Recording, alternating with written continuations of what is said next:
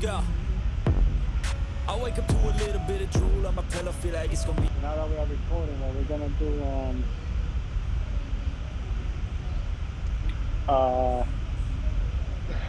so one of the first things that I want to do today, we're going to talk about, see a few videos, maybe react.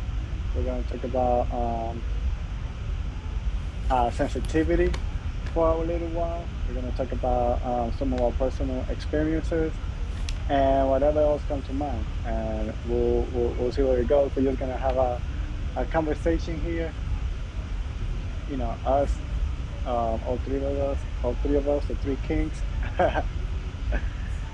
have a conversation about what's going on. So the first thing I want to do, I want to start with the first video, and let's see what you guys think about this. So I'm gonna reshare my screen here real quick.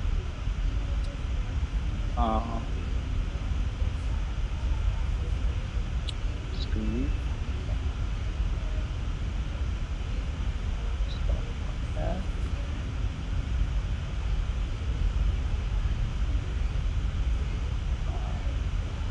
So now the screen is shared, I'm gonna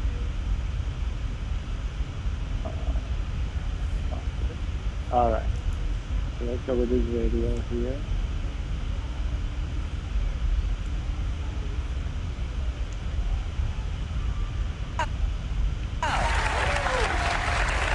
To mark the 70th anniversary of the first James Bond novel, Casino Royale, the entire catalog of author Ian Fleming's Bond books are being reissued, but also re-edited to remove any racist content.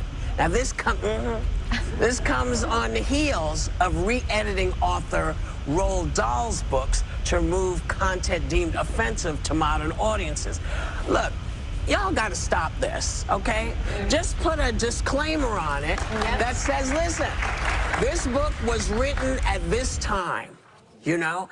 Or put out the original and what y'all have done, because kids should have the right to read how people thought, so that they know how to make the change.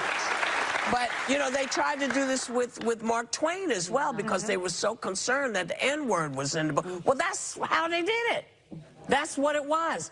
We don't want people doing it today, and you don't see it as much. That's how people learn. Yeah. But maybe I'm crazy, because, you know, I don't know about education anymore.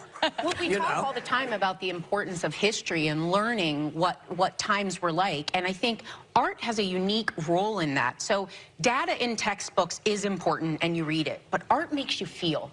And when you're in a book or a song or a play, and it is the way it was conceived originally, you feel connected to it in a way that not a textbook can only, you know, it doesn't always cause that. So I think art, more than anything, needs to be left alone when it comes to these stories being told, because this will show people when they feel really uncomfortable reading a certain word, oh, damn, like that impact can be greater than anything else. Yeah. So leave it and alone. You know, what else happens is, I think overreaching and overcompensating and just overdoing it. Because to me, when you are removing all gender-specific words from the Oompa Loompas, I mean, people, the Oompa Loompas are fictional. Yeah.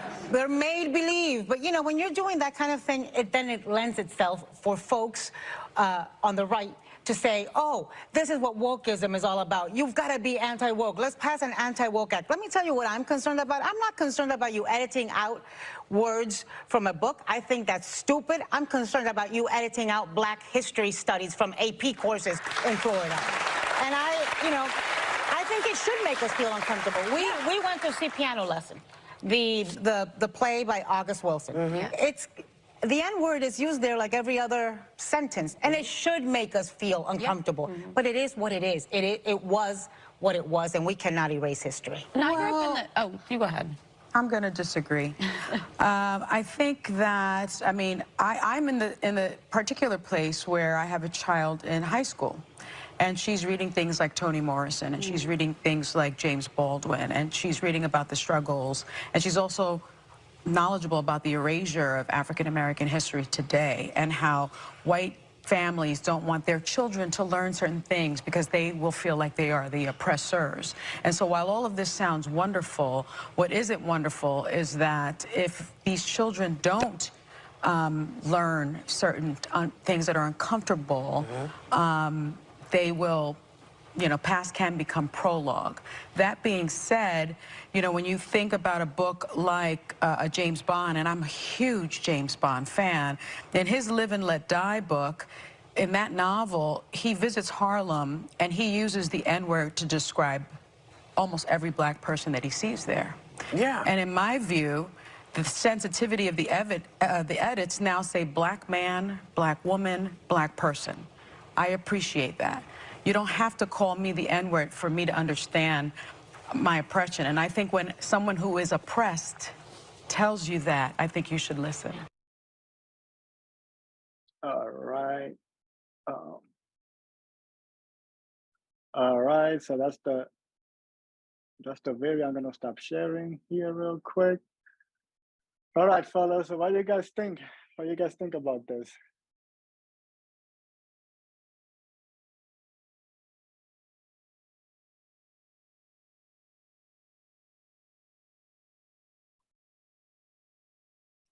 What you guys think about? What you guys think about this?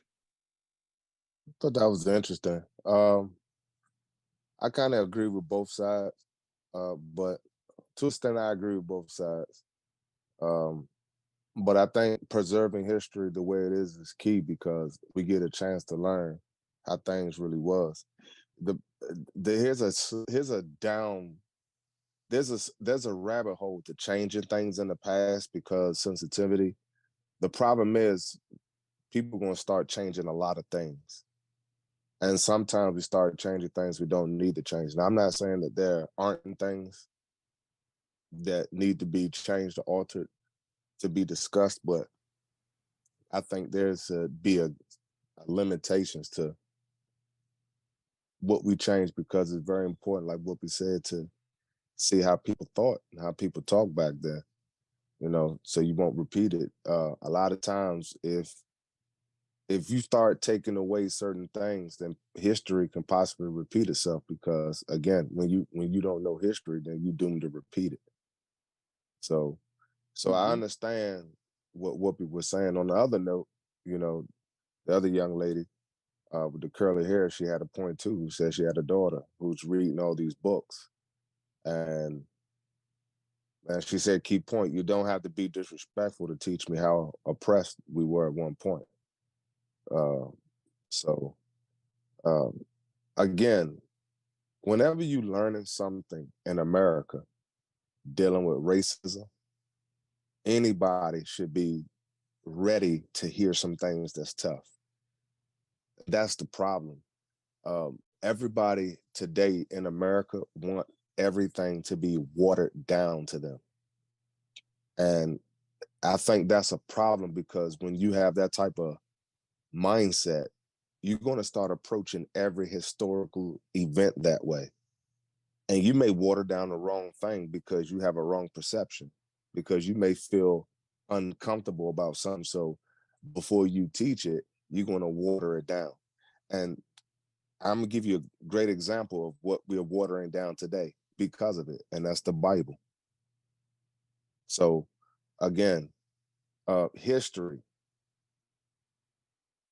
shouldn't necessarily be tampered with too much. The young lady spoke on artwork.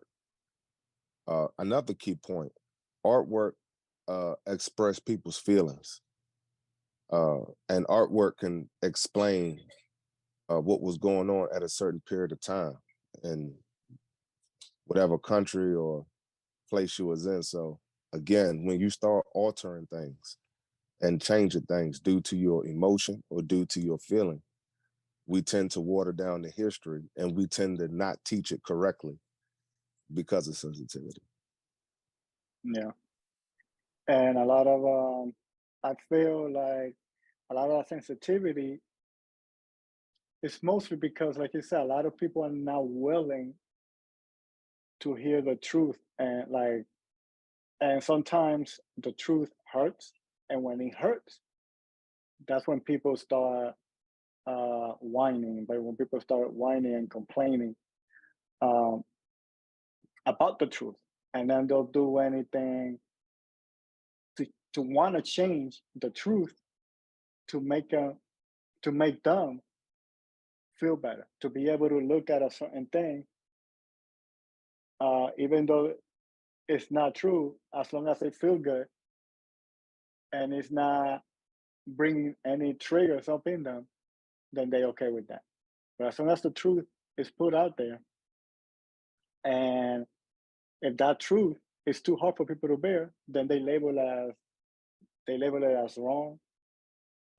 They label it as like this is offensive uh, because of what is triggering inside of um, certain people. You know, whatever it is, not just race, but whatever it is these days. You know, um, and and then I think that's one of the issues right now with this whole cancel stuff going on around the country.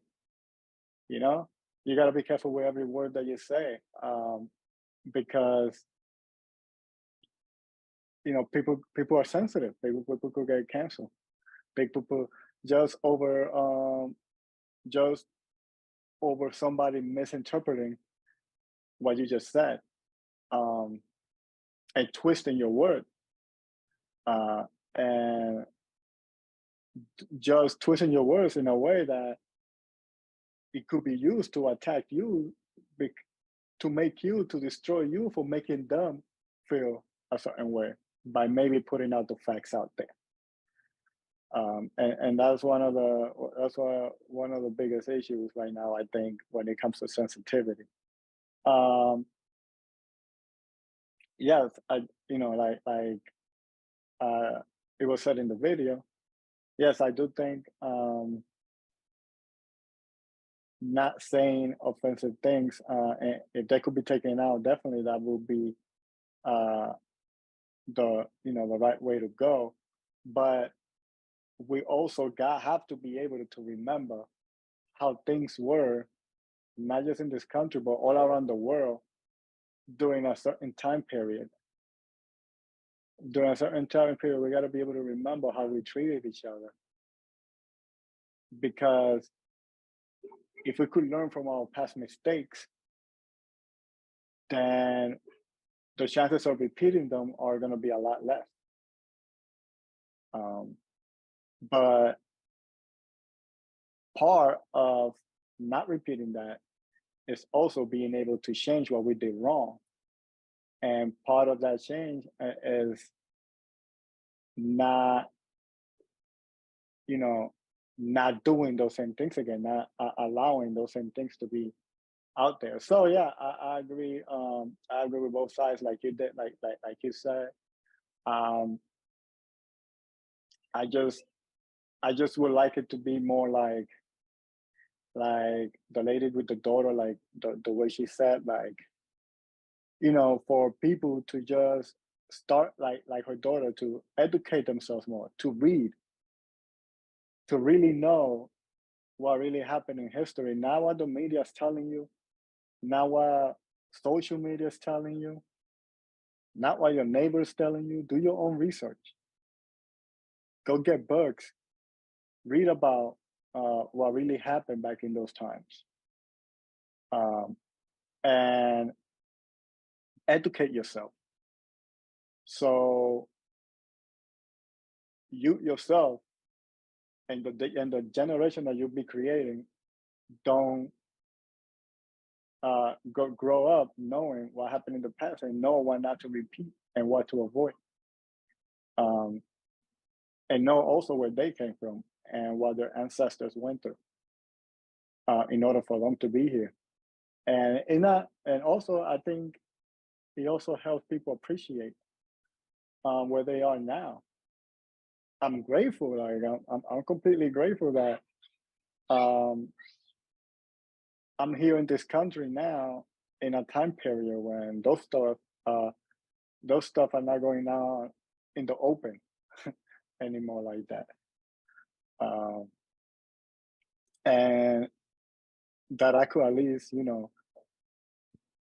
have enough freedom to be able to move around, take care of my family, and make my own decisions. Um, right or wrong, but I could still make it myself. And being able to work and or have a business and provide, those are blessings, man, that um, people also need to appreciate that we have now.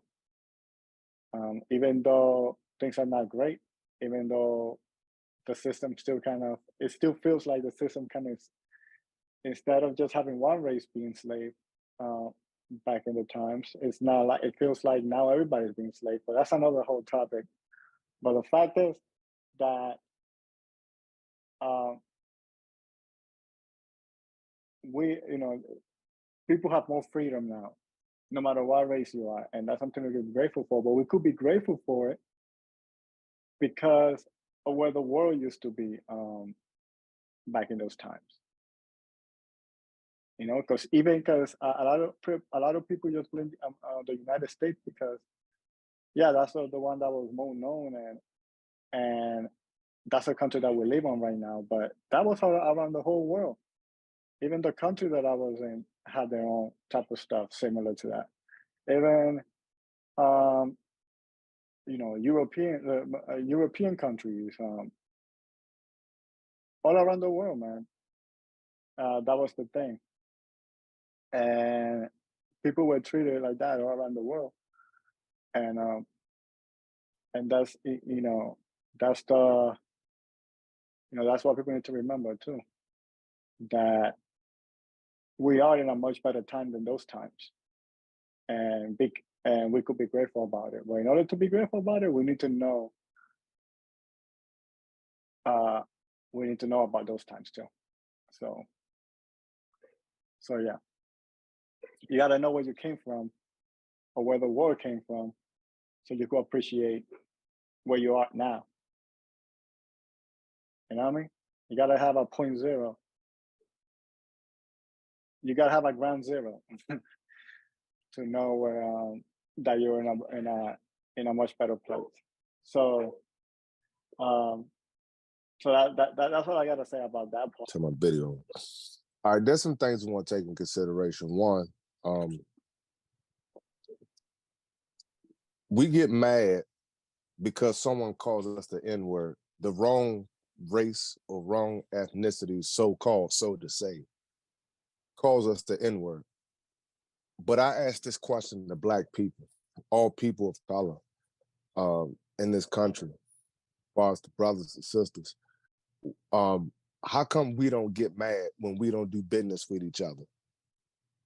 Why we don't get mad when we don't fund?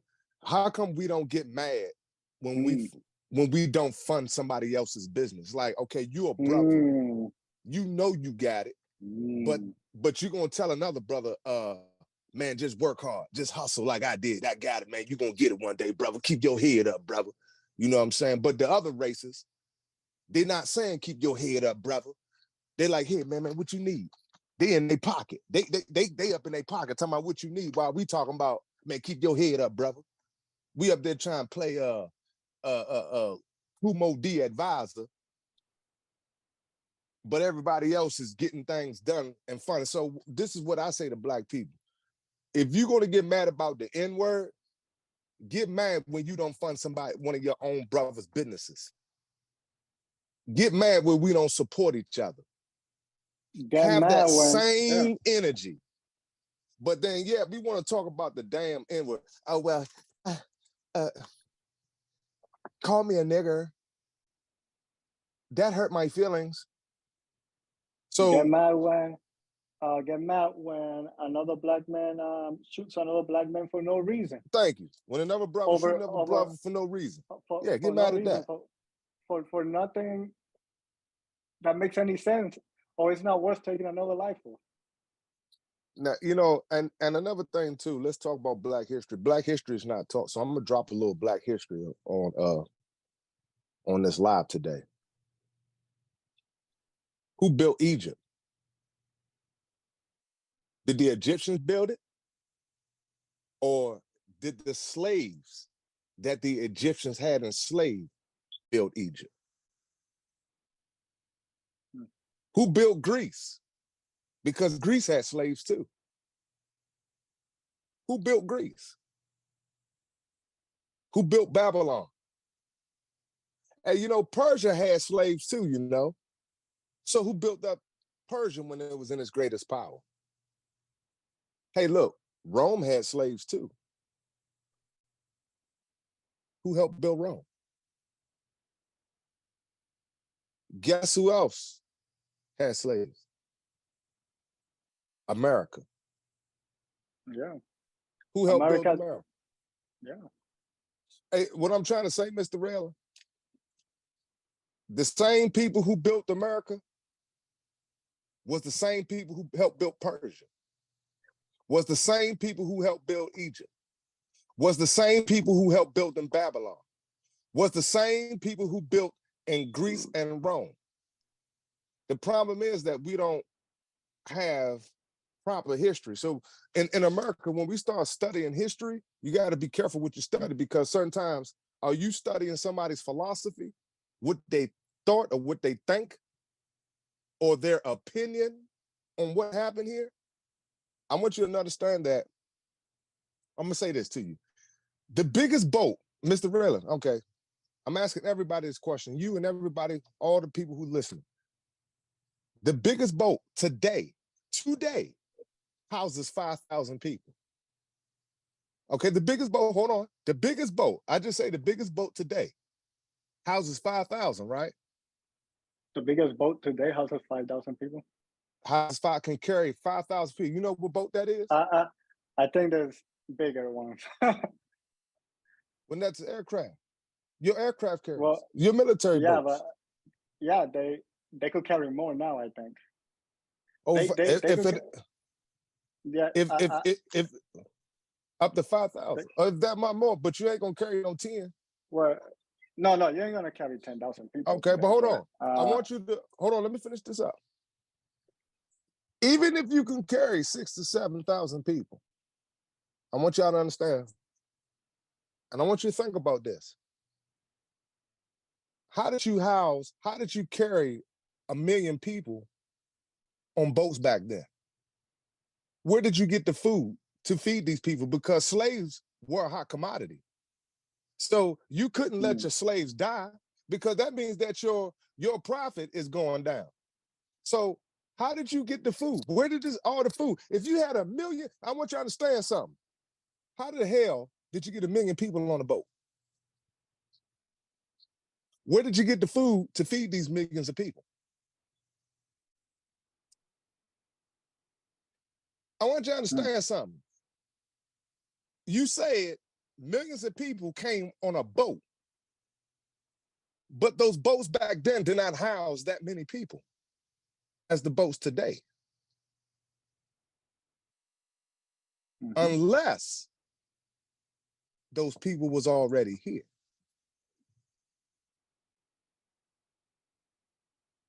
yeah, yeah. So I want everybody to understand about Black history. Black Okay, people so did not, hold on, Black so people did not start sailing 400 years ago. I want everybody to understand this. The Black man did not begin the first sailing expedition 400 years ago. Black people have been sailing the world for thousands of years. So why is it that when it comes to America, they think Black people just arrived here 400 years ago? So what I'm saying, where are you getting your history? Where did you get exactly. your history So on Black history? so there's only two ways that you could have had done that I could think of. Because one sailboat, as big as you could make them at that time, probably what carry like the max 300 people maybe, or even less, 200. So that means if you're gonna bring thousands of people, that means you're gonna have a huge fleet of like about 30 or 50 of them motherfuckers making boats. I mean, that could have been, but the chances of a country spending that much money to send like 50, 60 boats out there on an expedition to something that they not even certain about, or Can I that they ask you a don't know that they're question? gonna encounter. When was the last time you heard of 1 million people getting picked up on boats out of a country? I want you to understand something. In any point in history, can you pick out any point where you heard of 1 million people getting on a boat and being transferred to another country? Have you ever heard that before? No, I never heard that before. Never. Were they brought You at heard of one people time, you say? migrating. Yes, I heard of people migrating, which means people pick their stuff up and move as a mass amount of people. But I've never heard somebody come to somebody else's country and say, okay, it's time to get on the boat and we're going over here. And we're going to do that until we pick up 1 million people out of your country. Does that make sense? Has anybody even thought this shit out? Has anybody asked where did they get the food from to feed 1 million people? Where did the food come from? Because you had to have a lot of fucking food on top of the passengers. Where did you store the food? So are we assuming that they came at one time, or that they came through history, like on a continuous basis? Like, I want is that the total amount? I want everybody to understand about the Gold Coast trade, where Arabs, where you had black Arabs selling black Hebrews. Yeah, people don't know about that. That was the Gold Coast trade. That's a whole. I heard something about that. I mean, I'm not too educated on it, but I heard. But again, with this is what I'm talking about, Mr. Relin. When the young lady who had the curly hair talked about her daughter reading history and finding history, and then we're getting mad about the N-word being called to us. While there's other things that we as a people don't look into, we don't ask the right questions, and we don't address because we're so worried about the damn N-word, we don't get mad about the wrong history being taught. We don't get mad about when a black person don't support another black person business. Or if I got $1 million, I'm sitting on 20 million. I know you need a $15,000 loan for your business, but the only thing I got for you is a MC Hammer pump your fist up and keep hope alive speech. While these other nations are out here digging in their pocket, helping their own. And they say, you know what? Don't give me no interest back. I don't want no interest. Or if I do charge an interest, I'm gonna keep the interest real low. Because if I charge you interest, it's gonna take you too long to become successful. Because I depend on you to stay at a certain level over certain people. See, I don't want nobody to get it twisted. America is a great country, but every nation is trying to stay above the next nation. Mm-hmm. I don't give a damn what anybody tell you. We can kick this whole America, we are one, we are free shit.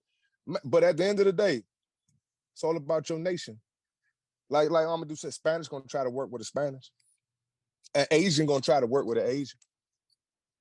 White man gonna try to work with another white Caucasian brother. Sometimes you don't get it wrong. Yeah, a white person will hire you, but will he make you your business partner? See, that's another thing. He will hire you under his company, but will he make you a business partner, which means that when profit comes into the business, 50% gonna go into your pocket? Or is he trying to put you on an hourly wage and tell you that he's looking out for you? He's trying to help you out while giving you an hourly wage, while he's trying to get a profit in his pocket. Okay? The Jews stick together. You see what I'm saying? They work, they fund each other too all the time.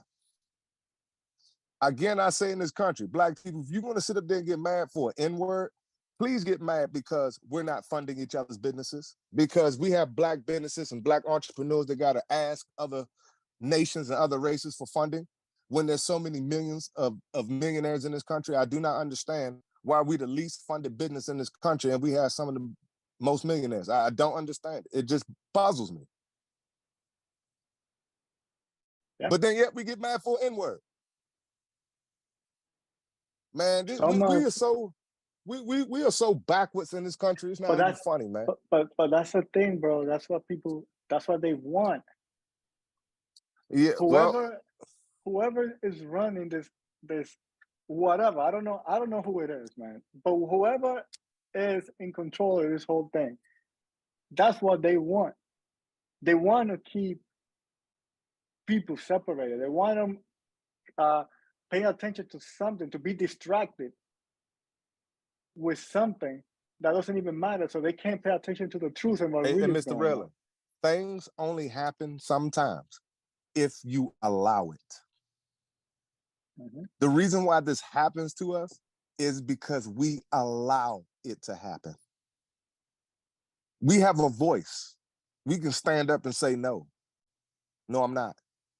We have a choice to say no, but we don't exercise that choice because the problem is we so conditioned to work against each other, and we're so conditioned to watch other people work with each other,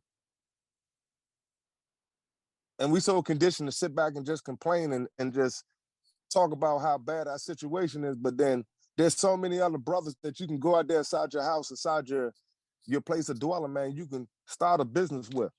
You know what I'm saying? You don't have to be an entertainer. You ain't got to be a celebrity. You know, Yeah. most times I see brothers, the only way to get big is if I got to bust a rhyme. I got to write a rhyme to get out of the hood. I got to dance in front of a camera to get out of a hood. But you know what? How come 5 brothers in the hood can't get together and open up a Chick-fil-A? How come 5 brothers can't put their money together and go get a Burger King? How come Or we open can't up put their own together restaurant. or open up their own restaurant? You see what I'm saying? And then I say, hey, bro, okay, look, it's 5 of us, right? We're going to get the first one. And all 5 of us, we're going to make sure each one has a Chick-fil-A, has a Burger King, has a restaurant. And we're going to stick to this Open, plan. or get a truck, like, like get a Truck a truck and be business. like, hey, we're gonna take turns on. We got one truck, but we're gonna take turns on driving this truck, and whatever you got a route, get your route. Then it's my turn to have the truck the next day, and Getting we'll start making contracts done. money, and then yeah, All get 5. all these contracts done. You get your But you money, know we all what? get our money. Then we get You know another what the truck. problem is? We too busy trying to bust a flow. We too busy trying to be the next KRS-One, the next Tupac. We too busy trying to be the next big. Yeah, We don't and the want to. thing is, when you realize that you were given a talent, God gave you a talent, and when that talent doesn't compare to the ones that you think are the only ones that are gonna get you out of this thing, or get you out of whatever who you in, then you give up because you think, oh, I have no hope. I'm not a LeBron James. I'm not a That's what I'm freaking saying. Now you see. a football Yes. player. I don't have those Look. talents. I can't Yes. sing for shit. I can sing for shit. I'm not I can go to the Olympics. So what am I gonna do? The only thing I can do is I'm gonna hang out with my boys over here. They making money, and I'm gonna hang out with them, right? So Because what they I'm think that's the only way they could get out. So, so if but I'm not not a reaching rapper, inside if I'm not a rapper, or a if I'm rapper, not a yeah. singer, if I'm not an entertainer, how do I get money? How do I come up without putting myself on a camera and entertaining you? How do I still come up? How do I make it out? Look If at I do not have the talent to be like LeBron James or sing like Patti LaBelle or rap like Tupac and Biggie, if I do not have these things, how do I get out? I have a business opportunity. I have a business plan. Who do I go to for funding? Who can help me on $10,000 for my resources? Or do I gotta work an 8-hour job while other nations got somebody in their organization or in their network they can ask for 10 grand? While I'm sitting there trying to save money up while this dude had already got his 10,000 and he's moving. I'm sitting here trying to go paycheck to paycheck. But the other brother from the other nation, he asked one of his brothers from his other network and got the money, and he ain't saving his 8-hour check. My man is out there moving right now. Hey, let me tell you something. I was in the real estate class, and this Italian guy, he was talking about, when he was doing the real estate, he was talking about money lending and how, when you in a real estate agent, you need a money lender. You need someone who's going to fund you for your projects on your homes. Well, this is what killed me. He said he messed up the first $100,000 at the bank, and he said he went back and got more money. Man, I just damn near got up. I said I was ready to go because I said, what bank is going to fund another black person $100,000? What bank? Bank of America, Chevy Chase, all your credit unions. What banks is going to fund any black person after messing up $100,000?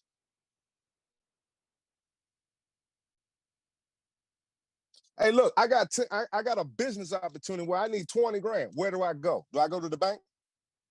Because we already know the banks are set up not to fund most black businesses. Where do I go?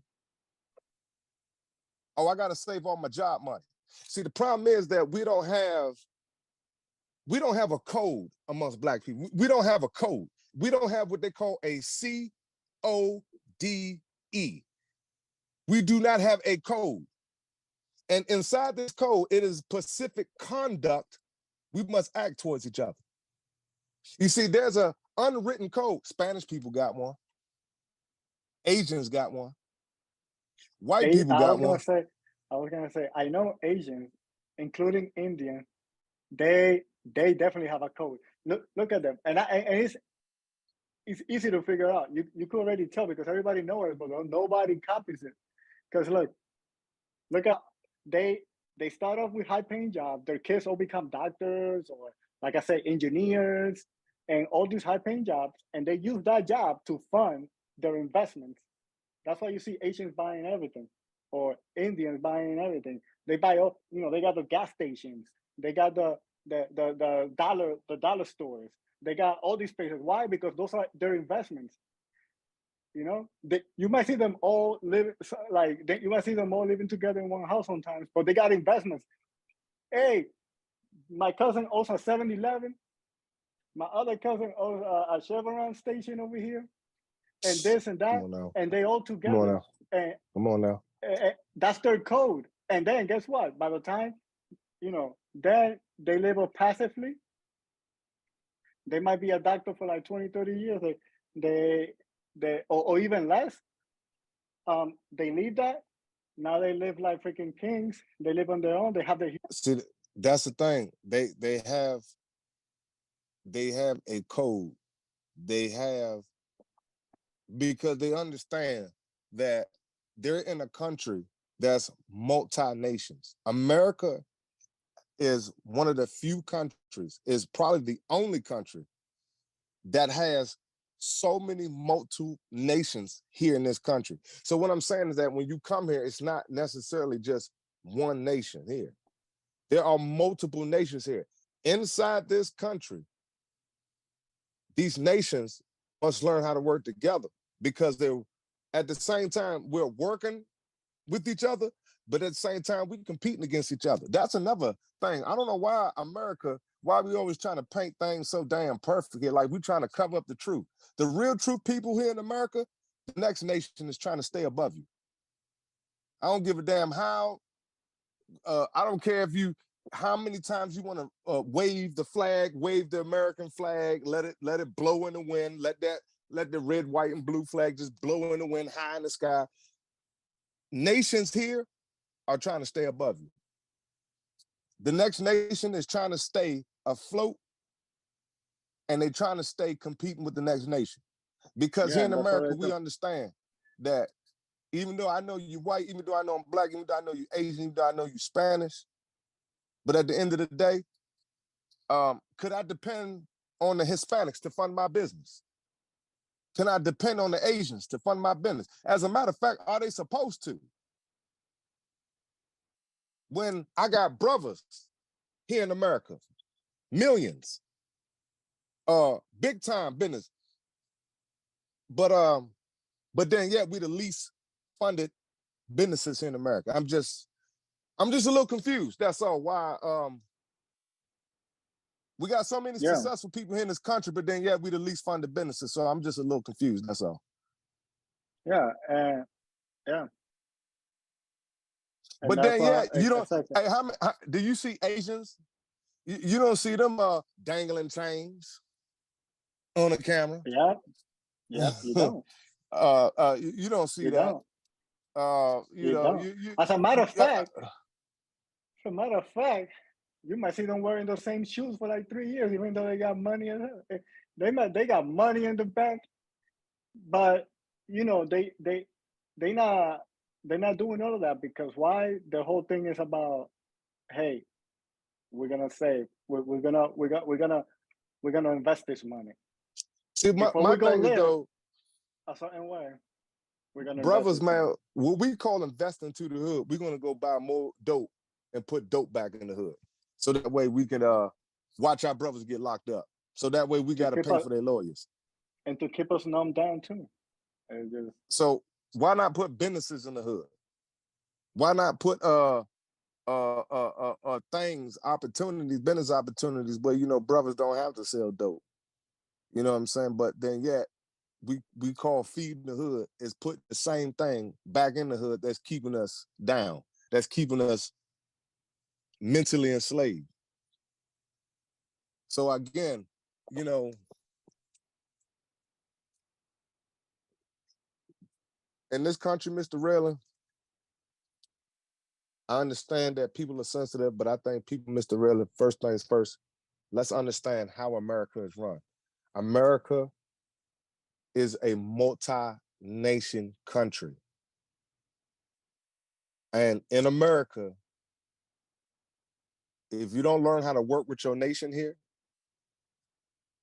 the other nations are going to be all over you and just toppling you. Like you see Spanish people when they get when they purchase a grocery store, right? Who's the main people in there working? In grocery stores, you got Hispanic. Mainly Well, Hispanics, it right? depends. It depends on what state and It's stuff you go to, Asian. but yeah, but Asian apply Asian. Spanish apply Spanish. Thank you. They Now you see what I'm work talking with about. themselves. They don't work but with what? Thank you. nobody else. You will see a Thank you. little small little black hair, little Spanish hair, but it's majority their own kind. They employ their own Thank you. kind. They work with their own kind. They build their own Thank kind you. because they know Thank the you. importance of building. And we gotta go live with this shit. I don't know if we do recording. We gotta go live. They need to hear Well, this, we're man. recording right now. This is real conversation right here we having, bro. This is real conversation. And Because at the Because end of the day, real, working with your nation is how you get these businesses up. Working with your nation is how you get your gas stations. But see, with black people, if we're not rapping, if I'm not busting the flow, if I'm not trying to put on a big chain and dance and entertain you on a camera, then my business plan may get shot down. Can I open up my grocery store? Because I ain't got no funding, because I don't bust a flow. I don't rap to get my money. So now I gotta either sell dope or I gotta go ask another nation, could they front me 10,000? Or I just gotta sit back and hopefully that my little 8 to 10 hour checks can eventually get me my startup money. That's what we're facing here in this country. So I don't even know why and black people get mad for no damn N-word. It's childish to me. Get mad when you don't support your own people.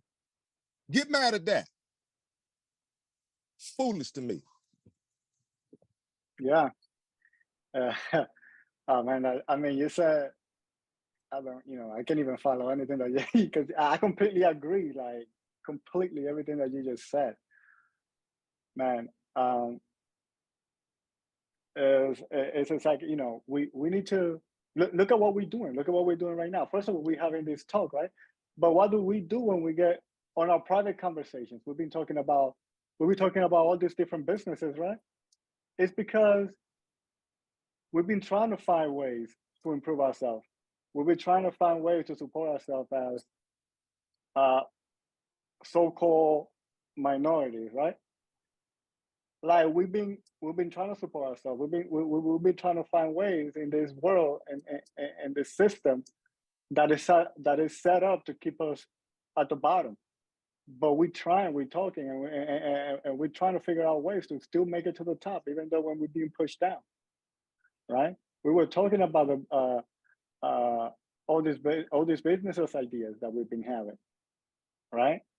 And that's because, just like you said, that's supporting what you just said. We're trying to support each other. When you need help, we could go months without talking. And if you need help, you still call me and I help you out. Mm-hmm. Because we're brothers, right? You know, we didn't speak for a while, and then the other day you called me and I helped you out with Yes, a sir. certain situation, And then, you know, Mr. Shalom too, and, you know, when he need me, he called me, and whenever I need him, you know, we all support each other. And you call Mr. Shalom, and y'all talk whenever, and that's, I believe, um, that's the way it's supposed to be. You know, find somebody who you could relate to, that you could talk to, that you feel comfortable with, that is or had in your same situation, or has surpassed the situation that you've been in, and talk and support each other. You could learn from everybody, you know. You could learn from anybody. And I like everything that you just said, man. Like that's the whole key, man. That's the whole problem. We've been kept with Hispanics. It doesn't matter, like what the race is. We're all being taught to separate each other, to stay away from each other, to not come together, because it's all about me, me, Well, me. It's like, especially black people, right? Because, all right, let me give you an instance. If you took 5 whites and they were standing in front of a store, people who drive by wouldn't even think nothing of it. If 5 Hispanics were standing outside, most times, maybe you would, because, you know, a lot of times, you know, people look at Hispanics yeah, like but niggas sometimes. they So would definitely will they stereotype would it. definitely look at that. But Somebody will stop it. Somebody will stop yeah, and they're be like, definitely gonna stare. "Hey, They're gonna definitely stare. you're looking for a job? You're looking for a job?" But No, now man, I'm when just you here for got some more. 5 blacks, okay, you put 5 blacks in front of the same store, I guarantee you somebody's gonna drive by and look at one of us as a criminal. They're gonna think one is a criminal or one is a thief. There's a thief out of there. I want you to understand the human psychology when you ride past 5 black men standing. What is going through the average person's mind when they see that? Now, they may say it depends on what they're doing. Well, what if they just chilling? Do they have to be doing something? What if they're just Yep. sitting out there chilling, just talking, minding their business? But if they're doing that, do they look like a thief? Do they look like they're gonna snatch your purse? Do they look like they just work in the corner, huh? What is it? See, what is the perception of our people in this country? And I'm gonna tell you something. A lot of times, man, people have fear of us. We're dominant. We're too strong. That's a scary mixture when given money. So I Right. just say we just have to have a better understanding in this country. So to all the black people who's learning history in this country, I say this: start where when we used to work with each other. Learn that history. Learn the history when we used to actually help each other's businesses. I think that's the history we need to learn there. Because while we learning all this history, what good is it doing to us? Are we going to support each other? We learning all this history. We could doing all this complaining about the nigger word. Are we supporting each other more? Once we learn all this stuff, okay, they used to call us niggas. Okay, that was messed up. My heart is hurting. Okay, we came here as slaves. Damn, that was messed up. Man, we was picking cotton. Damn, that's messed. Okay, after all that, are you gonna go support another brother? Now, I want to ask the people. There's some black people out here that say, "Well, I supported my brother, and he screwed me over. So, you know, when you help your own brother, you just can't." Now, I'm gonna ask you something. If a white company was to screw you over, 9 times out of 10, you just can call the next company, and then you're just gonna ask them questions to make sure you don't get screwed over again. What I'm saying is that if a black person who's doing business with another black person, and that black person didn't do good business, then black people are gonna sit there, well, I'm not gonna call another black person to do this business no more because they don't do right. So you put all black people in the same bag because of 1 or 2 bad experiences with black owners. Mm-hmm. See, black people, we get hit harder as business owners because when we mess up, everybody messed up. Everybody's in the Yep. same bag. Like, damn, man, I ain't even get my chance yet. Well, you know, the last brother did. But damn, how many white companies screwed you over and you kept calling them back?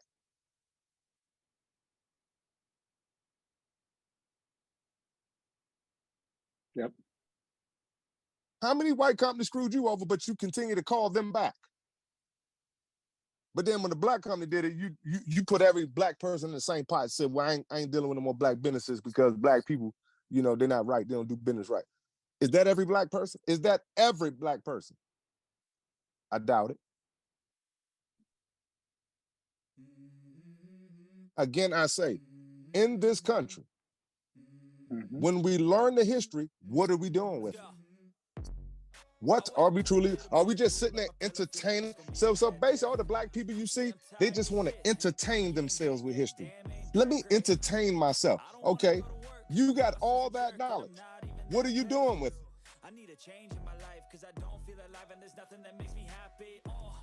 Are you just a spectator, just sitting back? Bravo, bravo, bravo. That was a great story. Great story, great show, bravo. But you still do nothing. I need a big change, help me feel like living. I need a big swing, home runs I'm hitting, and I'll never look back, moving on till I get it all.